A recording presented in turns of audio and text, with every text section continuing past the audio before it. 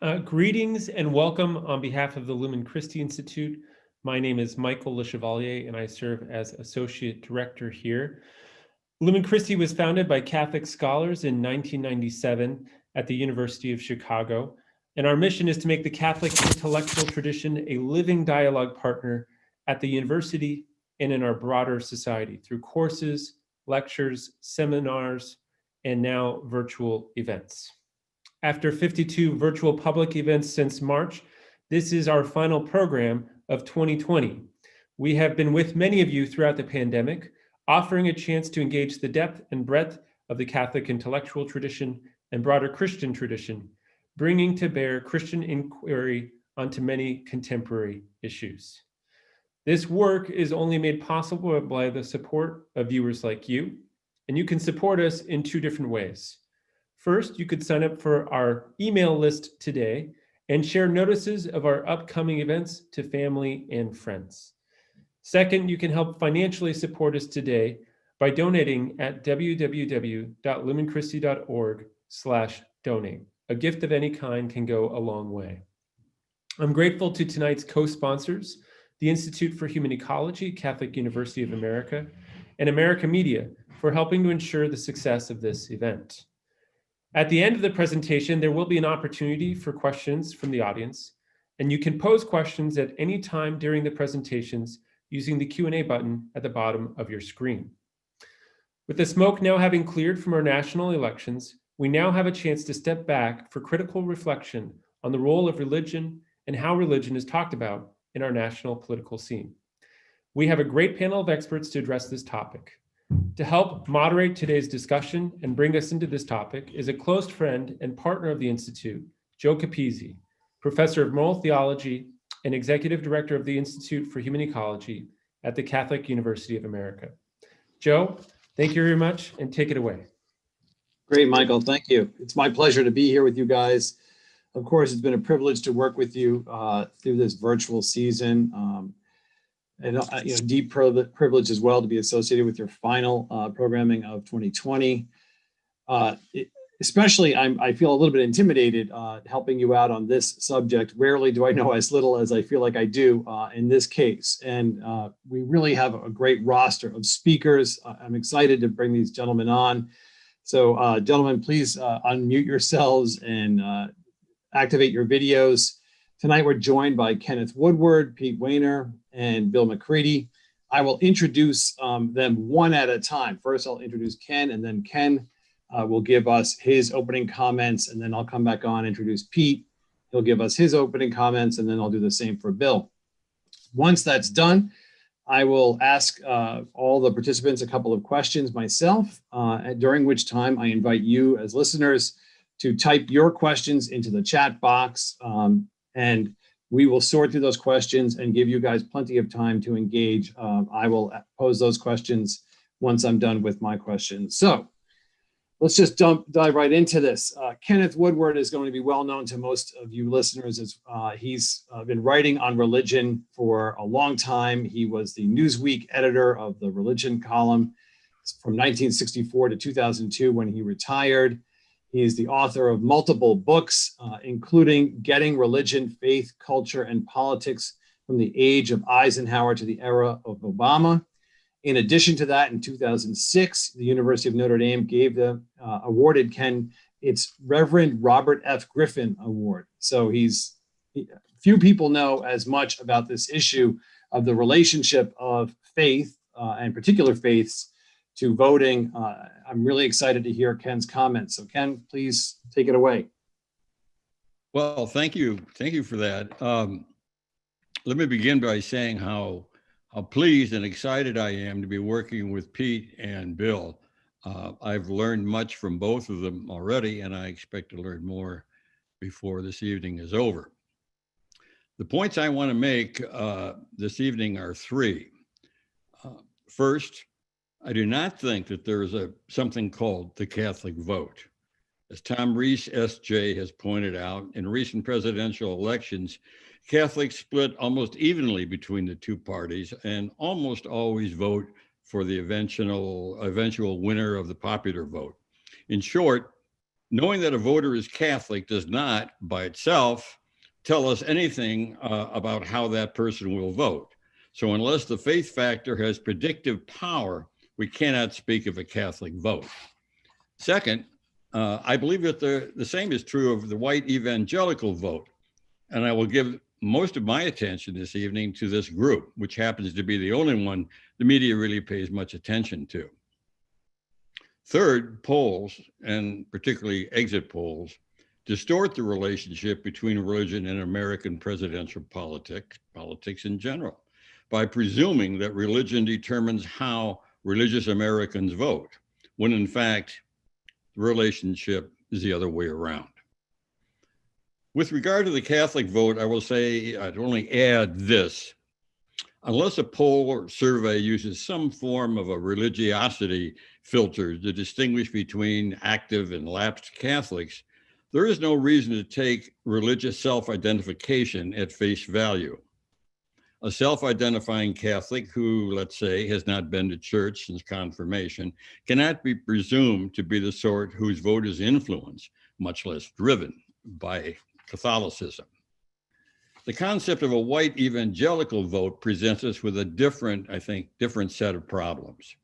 As a category, evangelical, or born again, was invented by pollsters after the 1976 election, and done so for political reasons, namely as a way to account for the theologically conservative cast of white, mostly Southern Protestants who typically voted Republican, but supported Democrat Jimmy Carter. Most of them were independent, non-denominational fundamentalists who otherwise shunned party politics as profane, just as they separated themselves from Christians who were not born again, like themselves, and even from many who were. Carter won them over by signaling that he, like them, was a born-again Christian. But when he turned out to be more liberal than they expected, especially on civil rights issues, conservative Republican operatives easily recruited fundamentalist pastors like Jerry Falwell to political activism, and the religious right, as we called it then, was born. The genealogy of this term, the religious right, is worth examination because it shows how these folks were politicized from outside their own ranks. Maybe we can talk about that later. Historian Grant Wehner describes evangelicalism as a, quote, wide river with many tributaries flowing into it. Indeed, it is. But its very fluidity has so far defied all efforts to give terms like evangelical and born again either sociological or theological definition. As an adjective, evangelical can describe a wide range of otherwise unconnected Christians, from the Amish in Iowa to California Quakers, from Florida Pentecostals to West Coast Texas Baptists, to Northern Michigan Calvinists, not to mention thousands of self-identifying evangelicals who worship in mainline Protestant churches. And I suspect most of the people that go to, say, Joel Osteen's megachurch, which, like most megachurches, is not political because they want to stay mega in the numbers of people who come there. But I suspect that most people that go there, despite the unorthodox gospel that is preached there, would identify themselves as evangelicals. As a theological category, born again also suffers from definitional elasticity.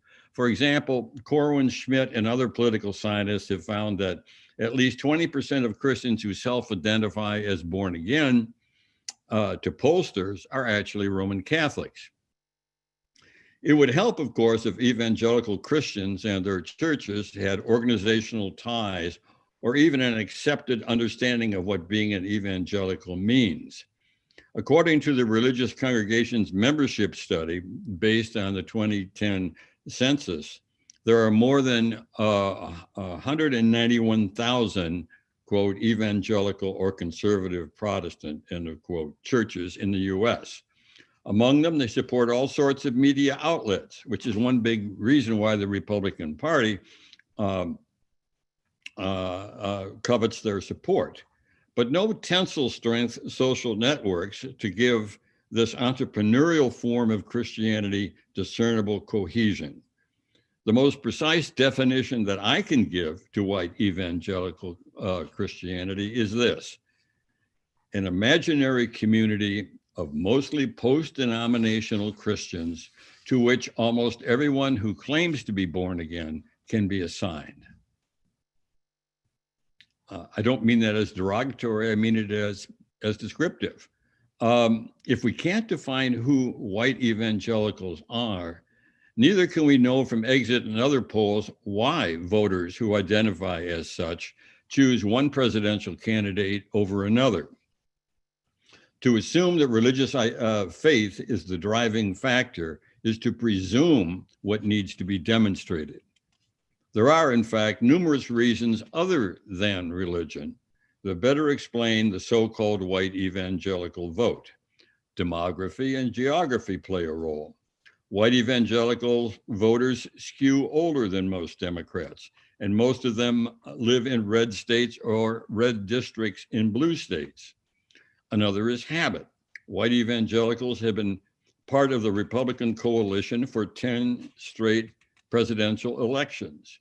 Beginning with Ronald Reagan, they were allowed to say the prayers, but not until Donald Trump came along with promises to change the federal judiciary did they help set the political table as well. Education is a key factor. White evangelicals are more likely than other white Christians to have terminated their schooling with a high school diploma. That in turn largely determines their social class and caste, just above African Americans in many cases, and in felt competition with them. Recall, after Christianity Today magazine published an editorial critical of President Trump, Franklin Graham declared that the magazine and its editors were, quote, elite liberals, out of touch with evangelicals. In a sense, he was right. In terms of educational attainment, and in most every other respect, the editors and most of the readers of the magazine are indeed very different from the people Graham Jr. speaks to and speaks for. Related to education is economics. As I reported at the time in an essay for Commonweal magazine, a third of white evangelicals earned less than $30,000 a year in 2016, at a time when the poverty line started at $24,250 a year for a couple with 2 children. And more than half, 57%, earned less than $50,000 a year. Like most blue-collar workers, they hadn't seen a real wage increase since the 1970s. When Trump promised to make America great again, a large number of white working-class voters, especially in Rust Belt states, heard more jobs, better pay. My conclusion then, as now, is that the category white evangelical vote is a synecdoche. I always have a problem with that, rather than a political category to be reckoned with on its own terms. Put another way, it is a misleading crutch that pollsters and journalists alike use as a shorthand term for a much more variegated political phenomenon. So you might ask, what's wrong with that? Several things, but here are 2. First, in my judgment, it obscures the real relationship between religion and American politics. As political scientist Liliana Mason, among others, has shown, party identity has so completely absorbed our other identities, including religious, that, quote, a single vote can now indicate a partisan preference, as well as his or her religion, race, ethnicity, gender, neighborhood, and favorite grocery store, end of quote. That is certainly true of Catholics, and it is true of other American Christians as well. Sad to say, partisan politics shapes American religion more than religion shapes American politics. Second, this polarization of American religion hurts white evangelicals more than any other religious type. Most of the people I know well have few, if any, white evangelical friends.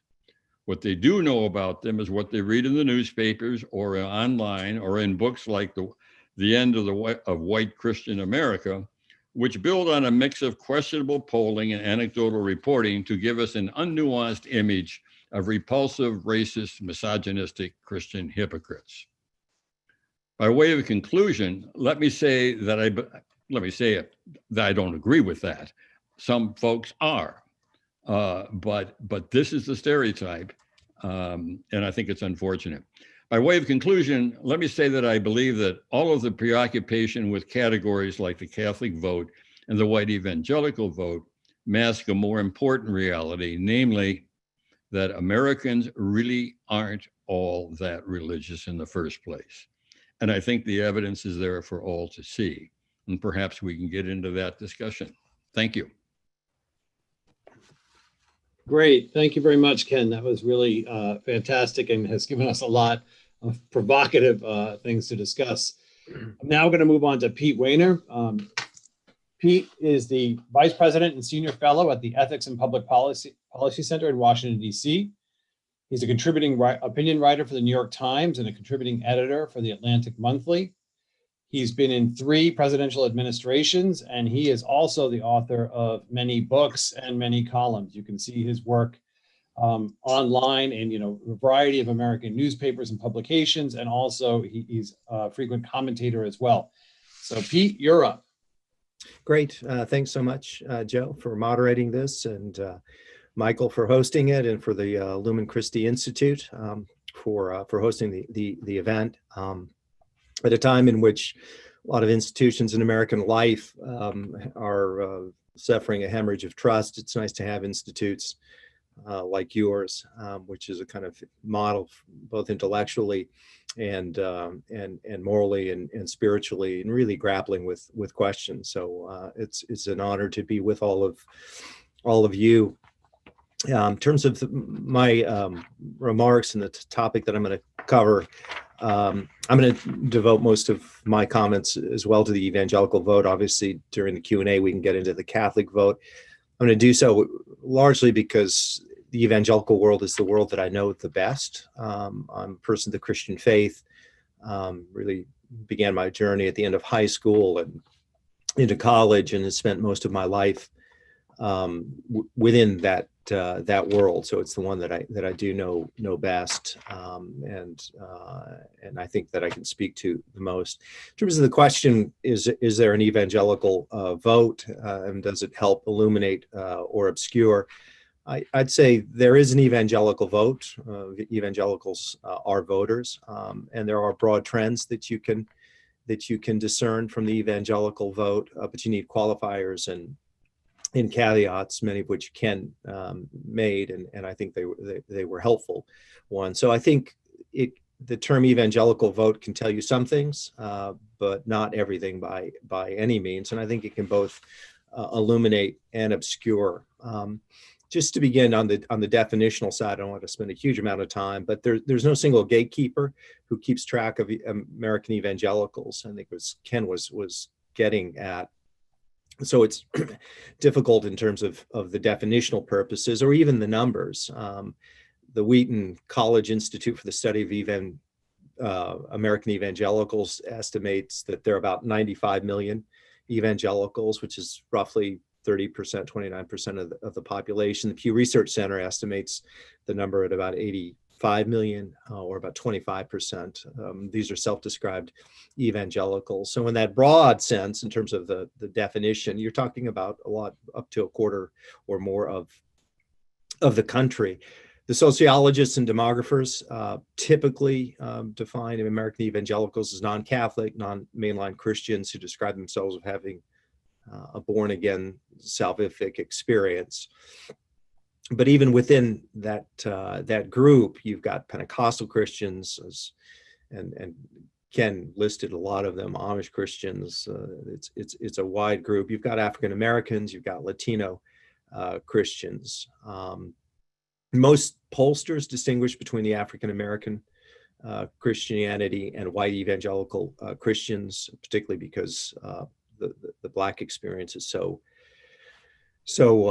different than the white experience. In terms of the typical white evangelical vote, about 3/4 of white evangelicals have been voting for Republican candidates in presidential elections for many decades now.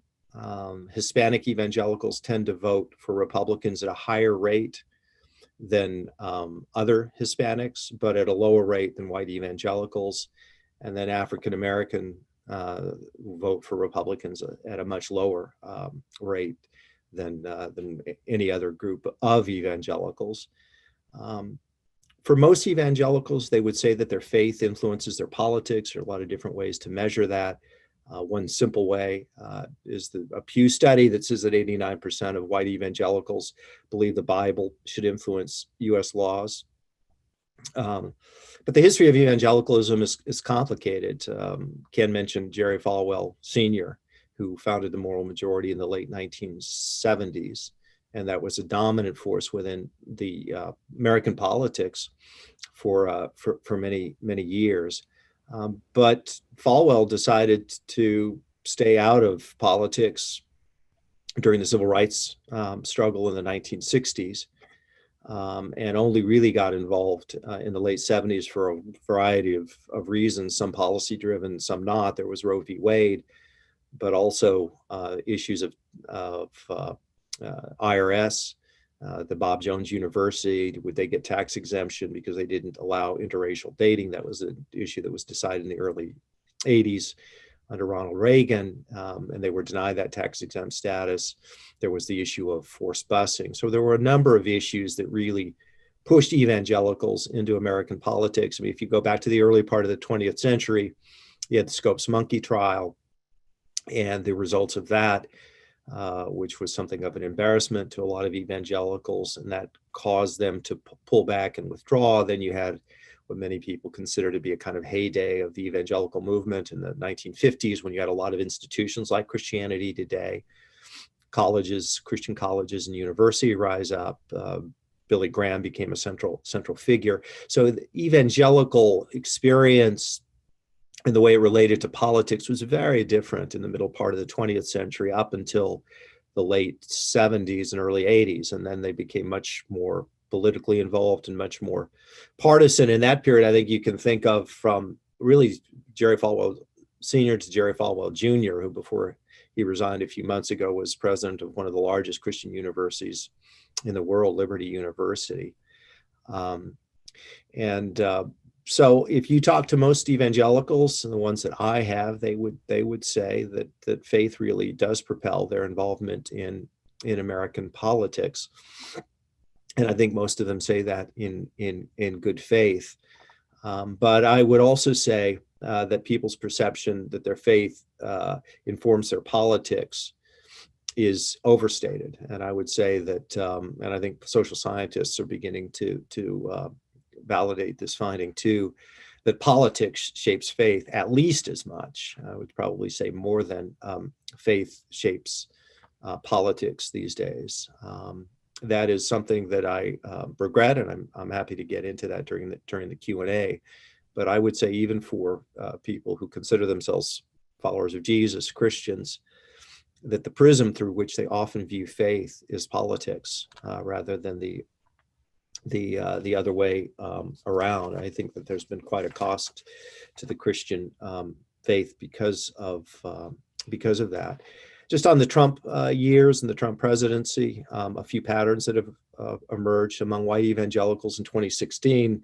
Many of you will know, but 81% of self-described white evangelicals cast a vote for Trump. In 2020, the number was somewhat lower, depending on whether you listen to or trust the Emerson poll or the AP VoterCast poll. But the Edison poll, which I think is trusted by more sources, would say that it's about 76% of white evangelicals voted for Trump. There it gets complicated as well, because there's the question of how many people voted for Trump in spite of who he was versus because of who he was.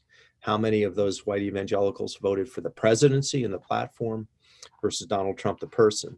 And that too is a complicated issue that one has to tease out. The short answer is that there was some of both that went on. And some pollsters are increasingly distinguishing between the conviction of the elite evangelical leaders. Ken quoted Franklin Graham, who said that Christianity Today, because of their editorial criticizing Donald Trump in the context of the impeachment and his outreach to Ukraine to interfere in the 2020 election, Franklin Graham referred to them as elite liberals. Christianity Today wouldn't refer to themselves that way. Neither would World Vision or the ERLC or the Council of Christian Colleges and Universities, but they are elite, I would say. And there is a distinction between them and the non-elites, the more populist evangelicals, who share Donald Trump's views on a number of issues, including immigration and a sense of Christian nationalism, but it's hardly confined to that.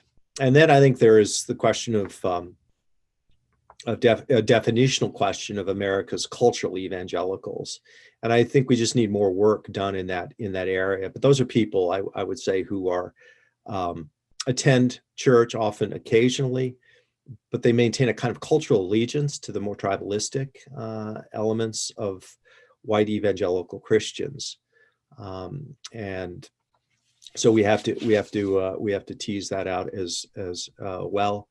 White evangelicals, if you listen to them these days, and again we can go into this during the Q&A, there's a striking shift in their attitudes and views of the country and their own place in the country.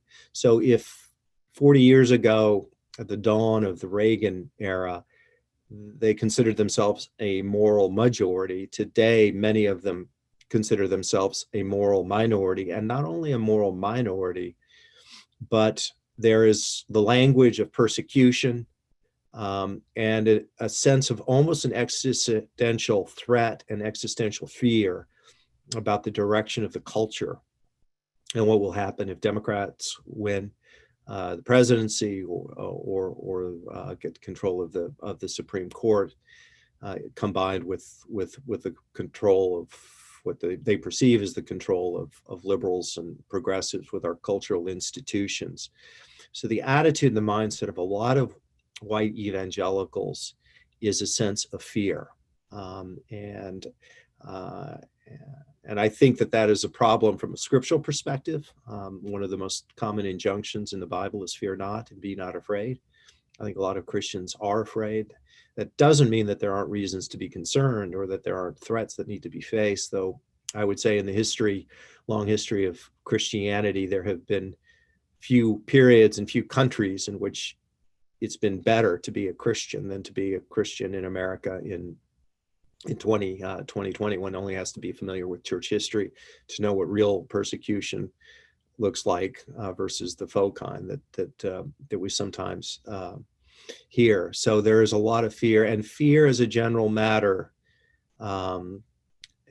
catalyzes a lot of emotions, including some negative ones, and can cause movements and individuals to act in ways that they would otherwise not act, and sometimes to act in ways that I think that they might come to regret. Final point is, evangelical Christians, however you define them, are a force in American politics.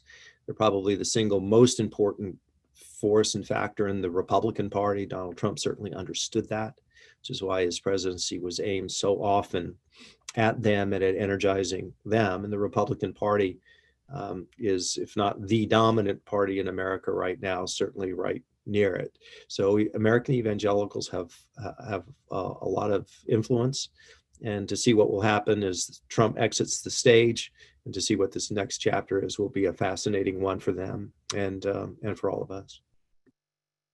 Great. Thank you very much, Pete. That was great stuff. Bill McCready is our final speaker. Bill is a visiting scholar at the University of Michigan's Institute for Social Research. He has a PhD in sociology from the University of Illinois at Chicago and an MA from the University of Chicago.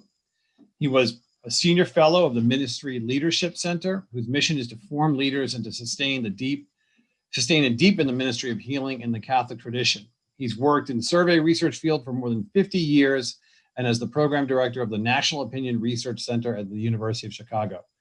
So please welcome Bill McCready, who will give our final comments. Well, thanks very much, Joe, and thanks very much to Lumen Christi for this panel and for inviting all of us to this. It's a very interesting group. As much has been talked about Catholic vote, evangelical vote. I'll talk a little bit about measuring the vote and about polling a little bit. Try not to put everybody to sleep with that. Quote one thing from Republican pollster Stephen Wehner, who once said that Catholics were the most maddening electoral group in American politics. And the reason is, and I think increasingly listening to Peter, whom I don't know very well, but I plan on getting to know, I think the same probably could be said of evangelicals. And I think that when we start to try to think of a block vote, we run into the divergencies within all of these groups, and there's a lot of divergence. There hasn't really been a Catholic vote since 1960, since John Kennedy. That was the last time we saw 80% or so of Catholics going in one direction. A couple of points, though, about polling particularly. A lot of it has been made recently about 2016 and now about 2020 about the exit polls. There's two primary exit polls, Edison, which is the one that Pete mentioned, and VoteCast, which is done by AP and NORC, who I used to work for, so there's some disclaimer there. They're very different. Edison actually is the old-fashioned kind of exit poll that interviews you when you come out of the voting booth or talks to you right afterwards and tries to find out who you voted for. Ken has pointed out one of the problems with that, and that they have a hard time asking why you voted for that person, and there just isn't enough time.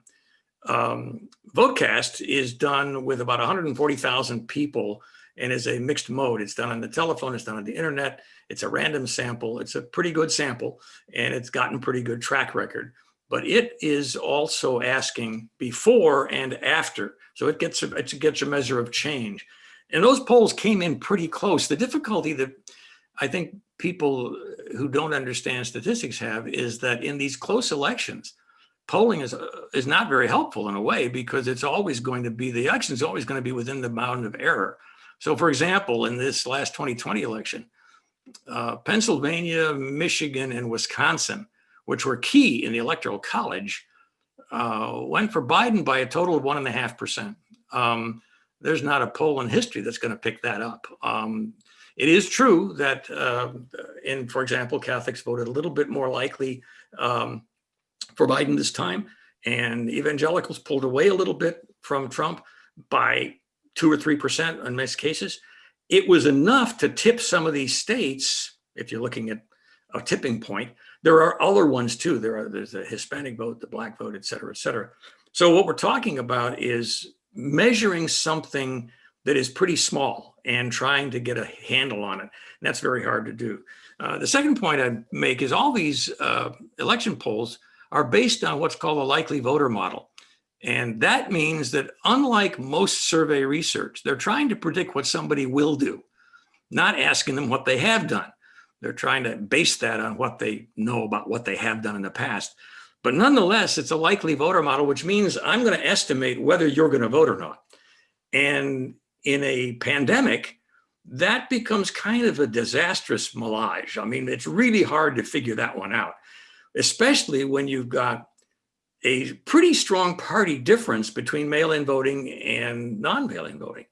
The Republican administration was telling people, don't vote mail-in, it's not trustworthy, blah, blah, blah. Save yourself for the voting day.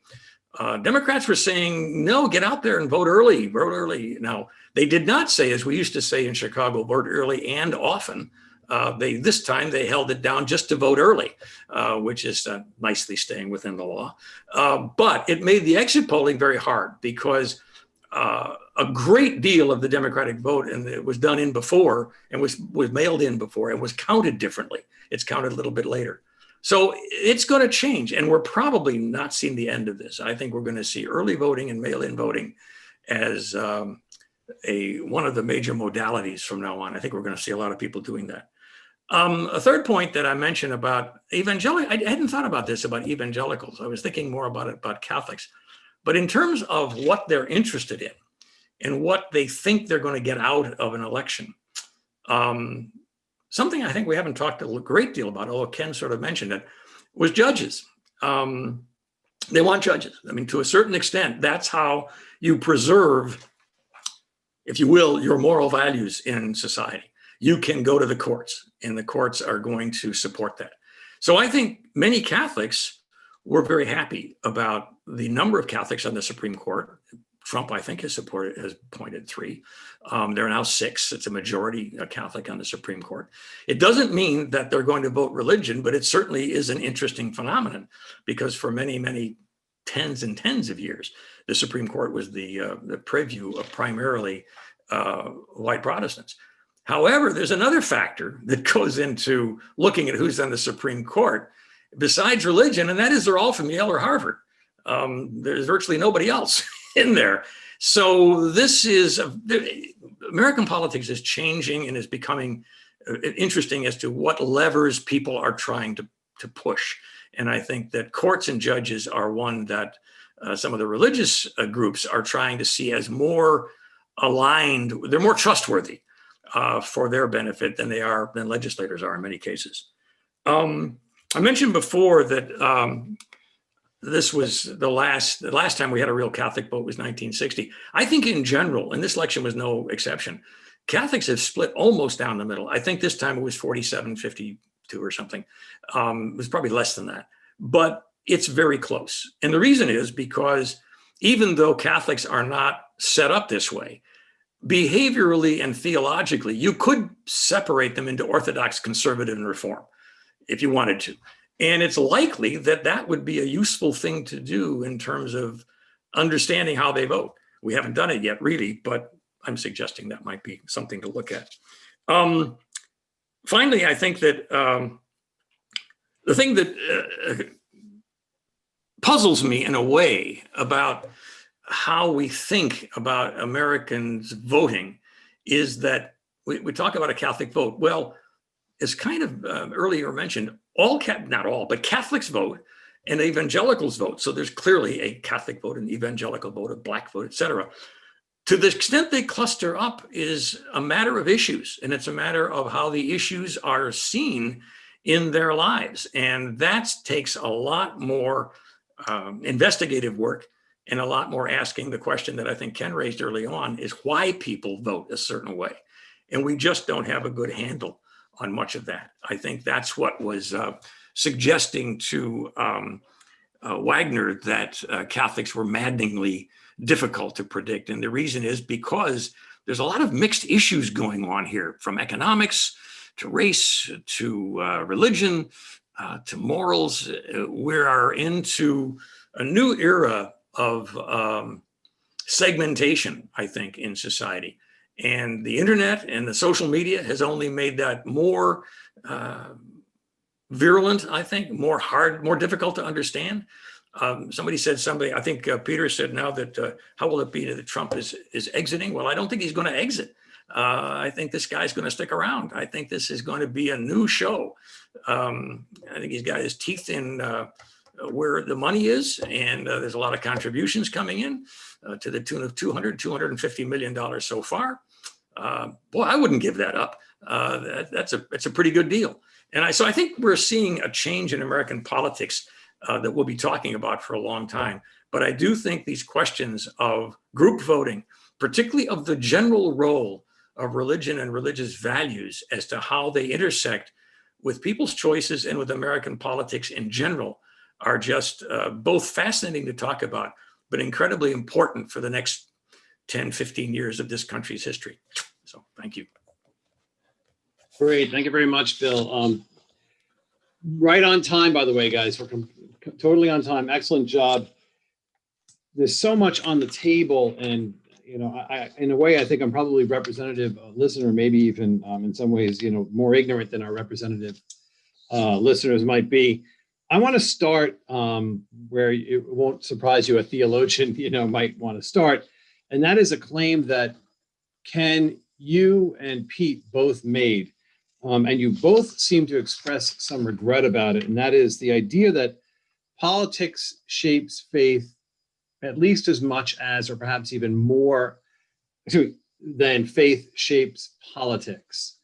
And I want to ask, in part because it seems deeply connected to the notion of a predictive vote based on faith, why you guys perceive that as a problem.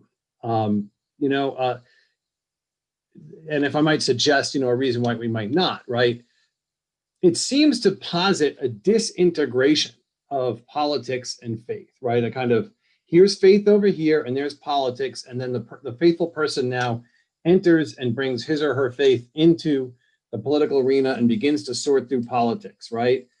Rather than sort of seeing them perhaps as integrated things, right? And the more fundamental question from a faith perspective is not, am I going to vote Republican or Democrat based on this or that policy?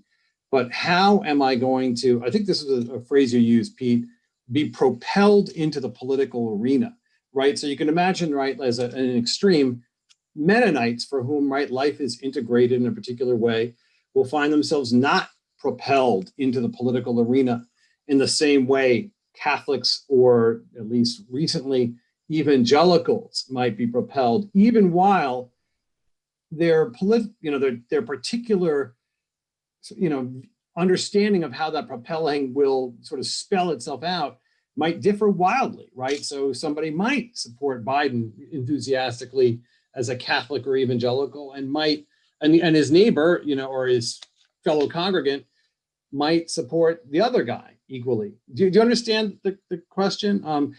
Kenneth, could you take the first swing at that, and then we'll work through Pete and perhaps Bill too. All right, let me take a big swing at it. Please do. I have lately been quoting political scientist John Green, who, together with some other evangelicals, created a very sophisticated filtration system for figuring out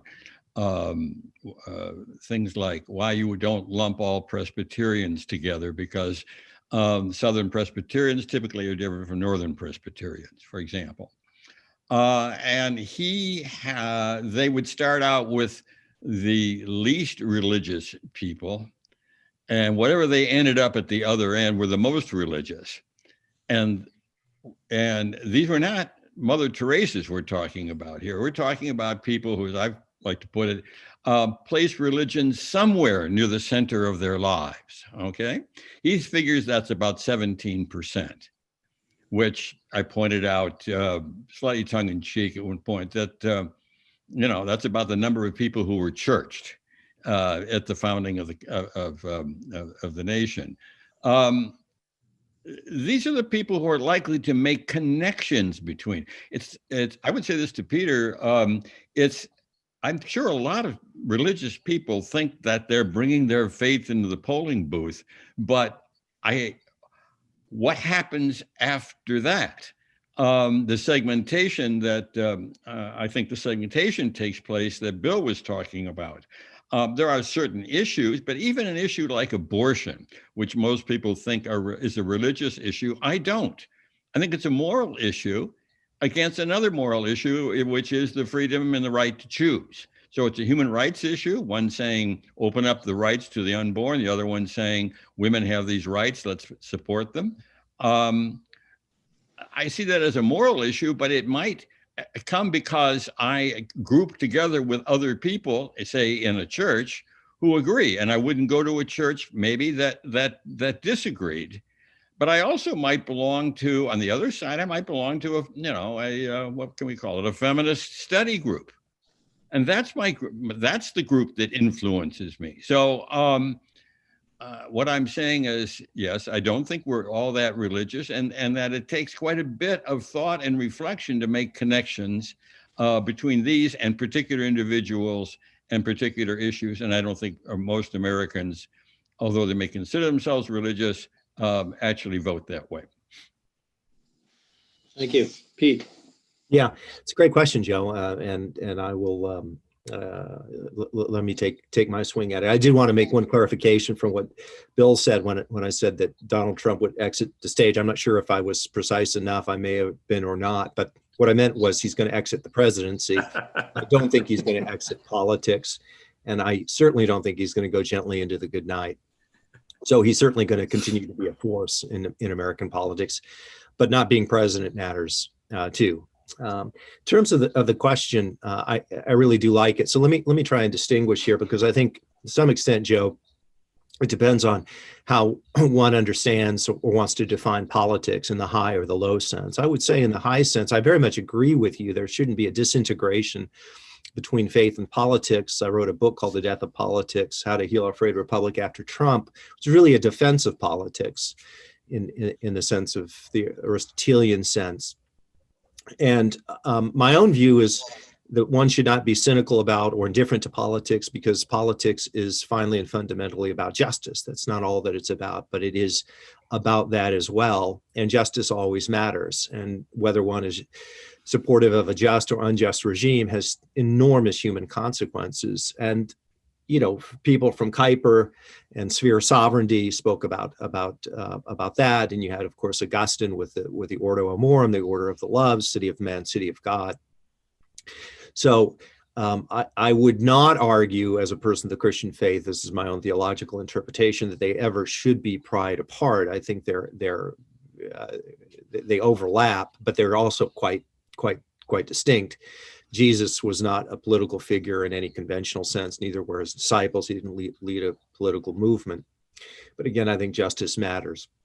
What I had in mind was what I guess I would refer to as a kind of partisan politics or tribalistic politics. And what I mean by that is that when morality and justice take a secondary role to the political tribe that you are a part of, that is a problem. And I think that a lot of Christians are blind to how tribalistic they are. But I will give you one illustration of the kind of thing I had in mind, which is if you go back to ancient history, the late 1990s, and you listen to a lot of white evangelicals, Southern Baptists, and many others, Franklin Graham would be one example, Eric Metaxas would be another, Robert Jeffress would be a third, Ralph Reed would be a fourth, James Dobson would be a fifth. I could go on and on. Yeah. And you listen to what they said about morality and political leadership and William Jefferson Clinton, you would have heard them take a jackhammer, a moral 2x4 upside the head against Clinton on a day-by-day basis because of the Lewinsky scandal. And back then, their argument was that morality is central to political leadership, and you shouldn't compartmentalize policies from moral leadership. And Clinton was a disgrace, and he ought to resign. Now, fast forward to 2016, through 2020, and Donald Trump. All of a sudden, those issues that were once front and center to white evangelical Christians, and I think that they believed it at the time, got set to the side. So you see it in somebody like Al Mohler, who said in 2016 he couldn't vote for Donald Trump under any circumstances, and if he did, he'd have to write a note of apology to Bill Clinton. Well, he declared in 2020 he was going to vote for Trump, and there's been no apology. What you saw was that morality as an issue, morality as a central part of political leadership, turned out not to be the issue, turned out to be an instrumentality. It turned out to be a board that they could pick up, a weapon they could pick up and use against a liberal Democrat when it was convenient. But when that metric mattered for a Republican, they decided that really isn't really what we have to care about. We have to care about judges. We have to care about other issues. Now, that double standard, that hypocrisy, is to me pretty transparent. And I've had a lot of conversations and read a lot about it, and I have yet to hear somebody give the explanation other than this guy was the head of our tribe, and so we have to support him. But when the head of the other tribe is a liberal Democrat and morality is convenient to use, we'll use it. And when that happens, that is wrong. And I think it's a hugely discrediting thing to the Christian witness and the Christian faith. Yeah, thank you. That reminds me of what was Franklin Roosevelt said of who was it in Nicaragua, the family that ran it for so many years. He's an SOB, but he's our SOB. Somoza. Yeah, Somoza, yes. That's an illustration, it seems to me, that politics as drama, as central story, as threat and hope, has swallowed up religion for an awful lot of people. It's here and now, it ain't about later on. And that, it's the absorption of the passion that you might expect, and the commitment that you might expect in religion, absorbed by politics. That concerns me. Bill, do you want in? Just an additional point on something Pete said, and Ken just followed up on that. Morality, religion, and politics are three really funny terms. They encompass a lot.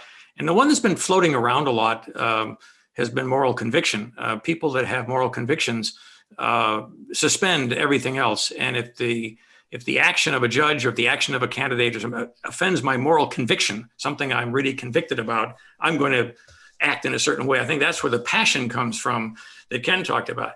Now, the extent to which that's getting into politics, it seems to me, is increasing. I think we're seeing more of that rather than less. And it's going to be for a while, it's going to be a destabilizing kind of activity. We'll have to just kind of watch and see where it goes. But I noticed, especially a couple of the uses of the word tribalism. There's an article out now about political secularization. I think that's where we're headed in terms of trying to understand how this stuff works. Political sectarianism, right? I'm sorry? Political sectarianism? Yeah, right. Yeah. Bill, while your microphone is warm, let me ask the next question to you. You mentioned that the last time there was a Catholic vote was 1960, the support for Kennedy.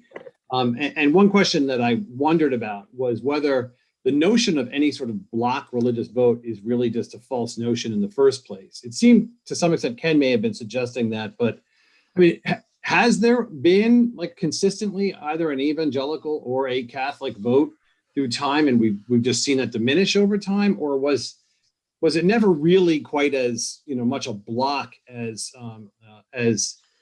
perhaps media has presented? I think both Pete and Ken mentioned the role of media in this. Yeah, I think that to some extent that's true. Media likes a shorthand.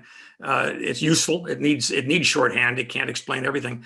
Right. I think the block voting stuff really started in this country, and the first big wave of immigration after the 20s and 30s, when the immigrants started voting Democratic in the cities, particularly, and overwhelming other votes. I mean, people now say, well, the Electoral College needs to be reformed.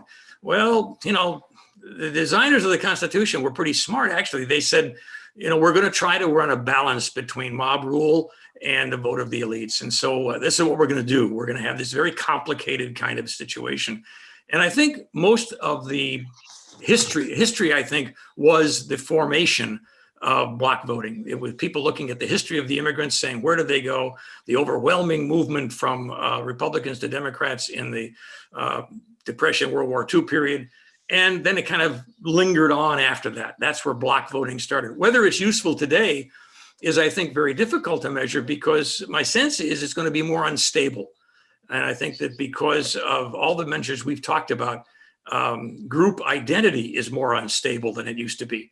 And so we're going to probably see people looking for block voting, but I don't think it's going to be as active and as permanent as maybe it once was. Just a quick follow-up before maybe Ken or Pete jumps in on this. Is it not possible, though, that even in the what it looked like block religious voting of immigrants and so on was as explicable, or maybe more explicable, in terms of the kinds of things that Ken mentioned earlier that are proving more predictive? You mentioned geography, age, right, education, economic status, and I mean, many of those immigrants shared all of those things as well, right? Yeah. No one ever accused the great immigration of particularly Southern and Eastern Europe into this country as being theologically sophisticated. I mean, right, that is not the group we're talking about. Right. So that's exactly right. This is not a theological revolution of any kind. As a matter of fact, most folks don't even know what that is, as Peter can, I'm sure, attest to. I taught in the seminary for a long time, and it was hard to figure that out sometimes. It is economics, it's behavior, it's your friendship groups, it's where you think you're going to lose. And I think Pete put his finger on something about fear.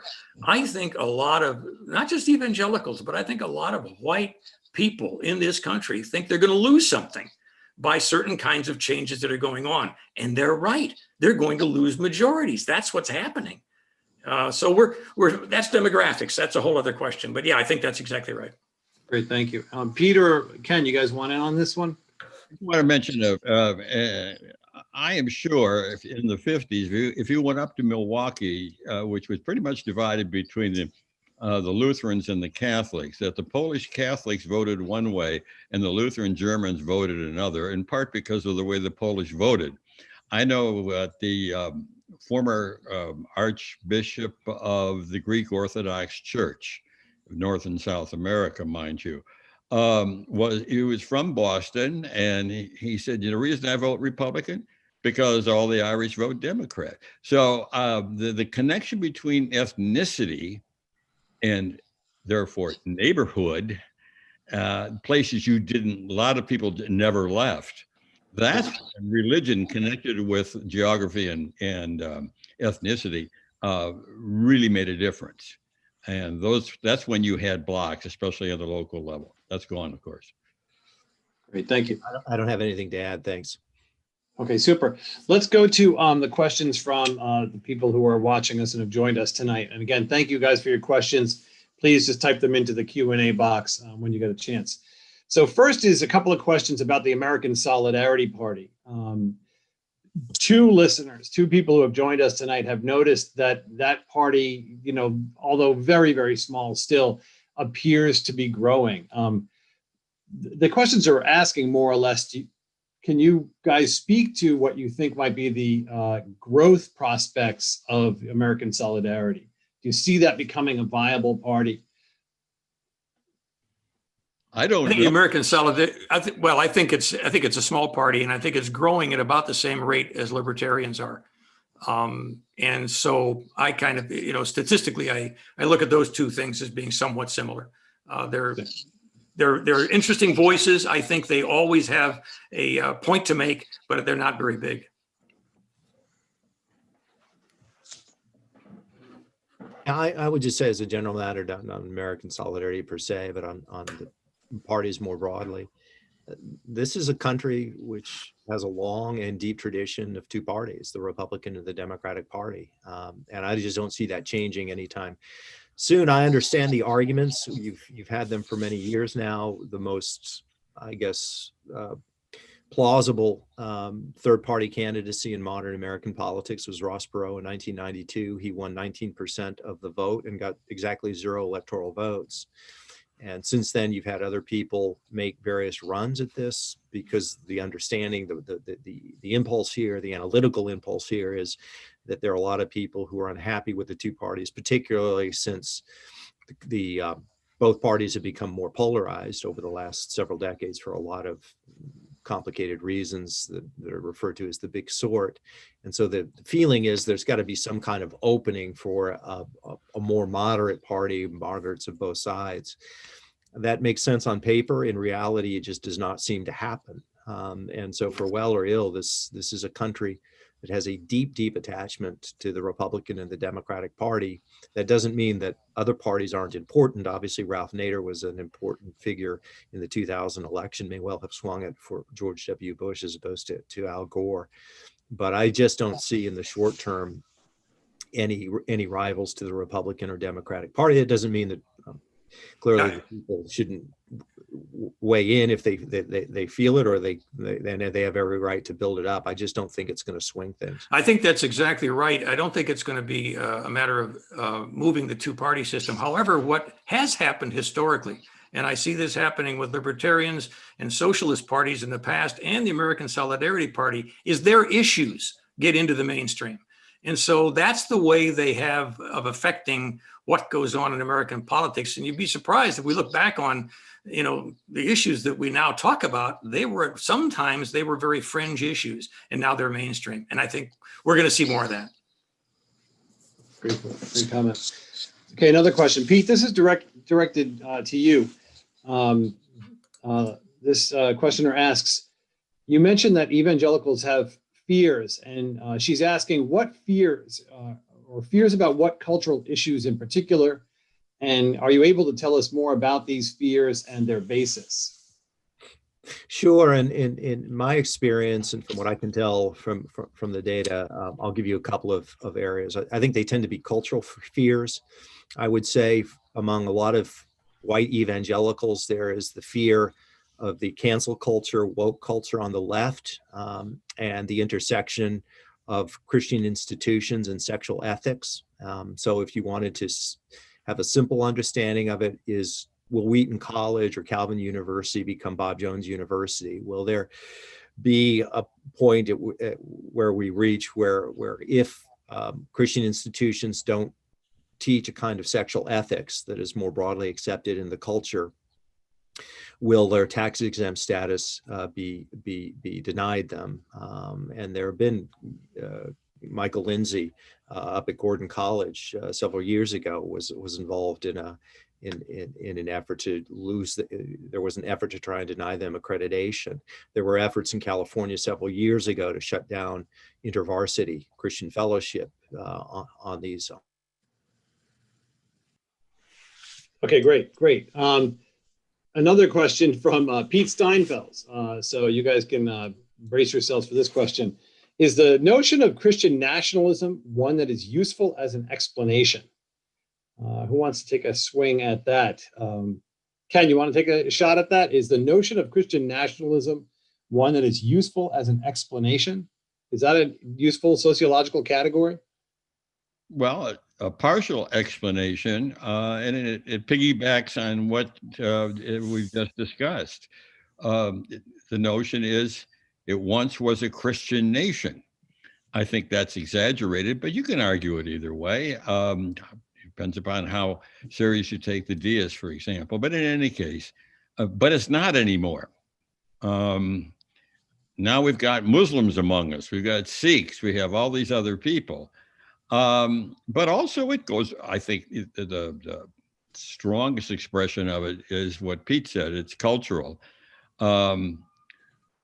They would say when I was growing up, there was no notion that you would have abortion on demand or that you would have same-sex marriage, all these changes that take place. And those categories are just not moral. They're also like, this is the opposite of what we once knew as, you might add, a Christian nation, and now it isn't anymore. So I don't think a Christian nationalist movement is I think that's, small potatoes compared to the connection that can be made between this sense of we're no longer a Christian nation as we understand that, the connection between that and the cultural issues. Yeah, I'll just say very, very quickly, I think it is a very relevant topic and category. There are a lot of Christians that embrace the idea of Christian nationalism. It manifests itself in different ways. I mean, some people believe that America today is the equivalent of ancient Israel, the New Testament version of what Israel was in the Hebrew scriptures. I don't share that theology, but it also, I think, intersects with issues of immigration and populism. And it is a sense that this is our country. It is, if it's not a Christian country, it should be. And it has an impulse of drawbridge up. And you see it in terms of attitudes toward immigrants and even refugees. The group that was the most hostile to taking in refugees, Syrian refugees, was stunningly, in my estimation, evangelical Christians. It was atheists who were most open to it. And the idea that Christians would say no and turn their eyes and their attention away from the dispossessed and people like Syrian refugees and allow them to come in, to me was one example, and a troubling example, of how this Christian nationalism impulse mindset mentality is warping the theology. Many of them, of course, were Christians, the Syrians who were refugees, right? Yep. Bill, did you want to say anything on that question? No, I think that's pretty well covered. I think that the Christian nationalism issue, however, will be a popular tag. I think we'll see people use it in politically competitive kinds of ways. Great. The next question is from an attendee who wonders about a potential difference between evangelical Christianity and Catholicism, insofar as Catholicism has central institutions that various partisans recognize as authoritative, is there more of an opportunity, this attendee asks, to mitigate the effects of this sorting within Catholicism?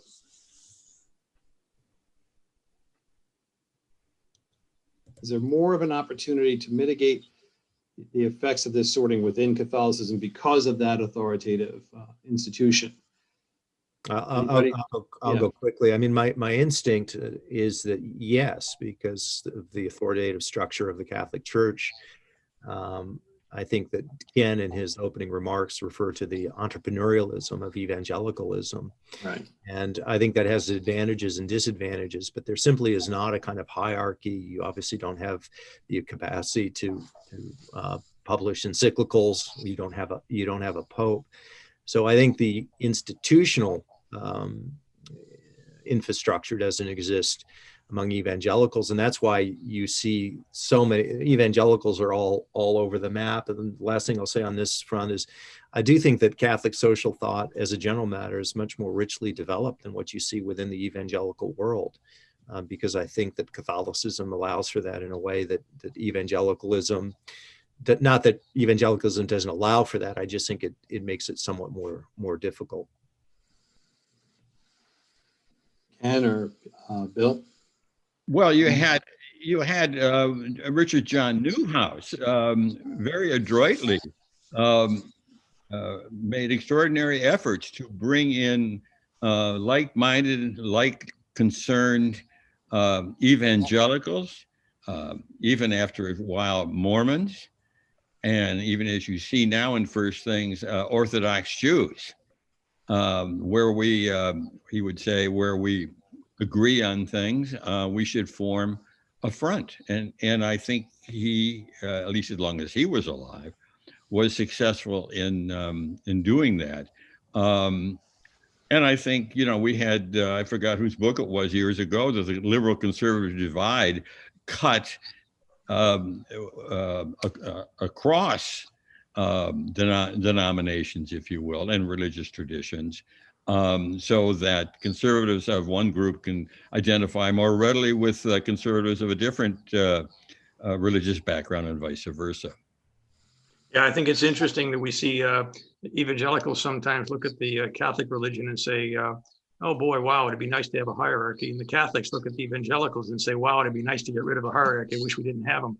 It goes both ways. Religiously, I don't think Catholics are as attentive to their own religious authorities as they used to be. I think that's changed. And I think that that has happened partly because Catholics have, since the 1920s, 30s, have moved dramatically into higher education. They've moved into the professions like law and science and so on and so forth. And they've become, some people would say less religious. I think they've become more skeptical, perhaps, rather than less religious. Great, thank you. Okay, here's another question from an anonymous viewer. Are there indications that there are those who would have voted for Biden, but did not do so because of his position on abortion?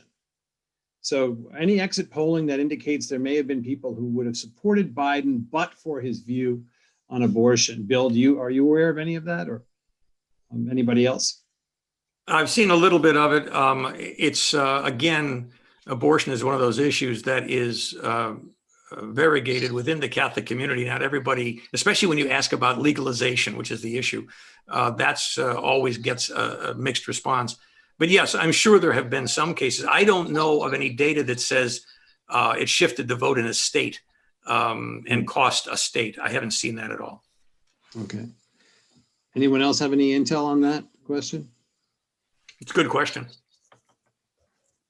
Well, I'm sure it took place. I mean, I know people that it took place, and certainly as a Catholic in my own mind, Biden's position, which he made even more extreme in running for the Democratic nomination, I know it gave pause to people, and but what it did in terms of the vote, Bill's right. I haven't seen any data either. I just wanted to add one interesting empirical point, which is there's what Biden's stand is on abortion, and then there's the issue of the number of abortions. The empirical reality is that if you look at the number of abortions under the Obama-Biden administration, it went down more substantially than any other administration in modern history. Now, Yep. I'm not arguing cause and effect, because abortion rates have been going down, depending on which ones you look at, since the 80s or early 90s, and they've gone down under Clinton, they went down under George W. Bush, they went down under Obama, and they've gone down to some extent during the Trump years as well. I just think as a moral matter, it gets complicated, because I think you can view it a couple of ways. One is to say, look, I can't, as a person if you're of pro-life view, I can't in good conscience vote for somebody who doesn't believe in the sanctity of life. And that's certainly a legitimate and morally serious position. That's still a different issue than whether voting for a person who is so-called pro-choice leads to more abortions. And if the answer is no, that the actual abortions will continue to go down, then that puts it in it's a different moral category. It doesn't make it not a moral issue. But I must say, in my own conversations with people who are pro-life, they don't like that fact. Actually, it should bring celebration to their hearts, because there are many fewer abortions, with the lowest number of abortions since prior to Roe v. Wade. And yet, I think that because they don't quite know how to process that data,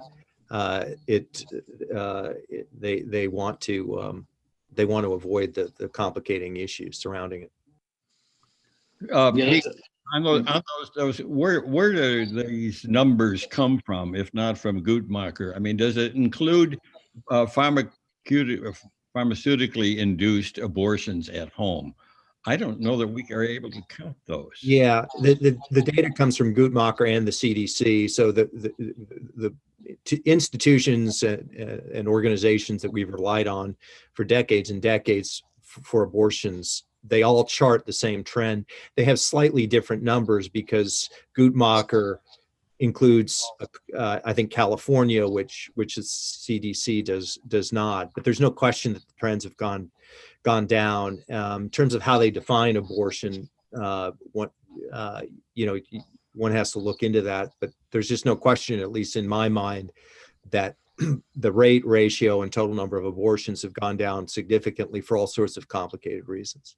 I think one of the big reasons is we've really reduced the rate of teenage pregnancy in the country. That's one of them. Absolutely. Yeah, I mean, these are obviously themselves, deep and complicated issues. One final question, and I want to thank everybody who's been with us tonight. And this is just a question coming from me, and it was touched on just a couple of times. And Pete, I'm going to give it to you, because I think you mentioned this a couple of times.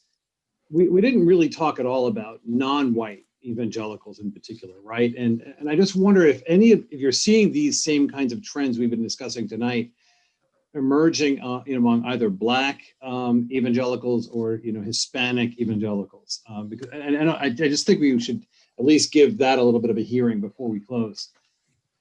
Yeah, it is interesting. I mean, Trump, even in the Latino vote, one has to distinguish what happened in Florida, because there's a certain kind of Latino vote in Florida that's different than in other states, and you saw in parts of Texas. The traditional view was that Latino vote was heavily Catholic, which I think is still the case, but you do have evangelical Hispanics for sure. And then the Black church has its own history, kind of remarkable history as well.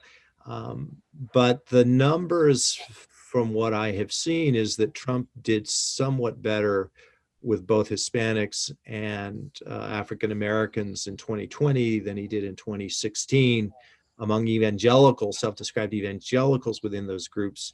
There I'd have to check. Bill may know. I think he probably went up some, but there's still a very large gap between white evangelicals and non-white evangelicals. But if you took those three groups, which is white evangelicals, Hispanic, and African Americans, white evangelicals, self-described, overwhelmingly Republican and pro-Trump, Yep. Hispanics, complicated, more Biden than not, but complicated. African Americans overwhelmingly Biden. Yeah, that seems to be the case. I mean, one of the things that we look at when you talk about these questions of votes, Republicans, especially conservative Republicans, seem to look at a candidate to find the one thing they can support they really like about him. Democrats, on the other hand, look at their candidates and look for the one thing they can really hate about them. And that causes both parties to go in very funny directions. All right, well, guys, thank you so much. I think Michael will rejoin us in a second to sign off, but I just want to say how much I appreciated the conversation. I really learned a great deal from all three of you. So thank you. And again, my gratitude on behalf of the Institute for Human Ecology to all of those who joined us tonight. Michael. Indeed. Joe, thank you so much for moderating, and thank you to our distinguished panel for ensuring that we are ending our run of 50 odd events with a bang here. And I'd invite all of our viewers to join us again in the new year. We have some great programmings coming up. We're bringing back Father John O'Malley for explorations of discussion of liberal education. We continue our series on economics and Catholic social thought, looking at some programs that'll be attending to Catholic education, both domestically and globally, bringing some data-driven views to attend to that, and more. We'll continue our Bollandist series looking at the saints as well. So the best way to find out about our upcoming events is to sign up for our newsletter. And then once you do get those emails, I'd invite you to share those with your friends. I'd also invite you to help support us today financially by donating at www.lumenchristi.org/donate. A gift of any kind will go a long way. And finally, I want to thank our co-sponsors, the Institute for Human Ecology and American Media, for helping to ensure the success of tonight's event. Otherwise, on behalf of Lumen Christi, I wish all of you, our panelists, and our viewers a blessed Advent and a Merry Christmas. And we look forward to seeing you in the new year.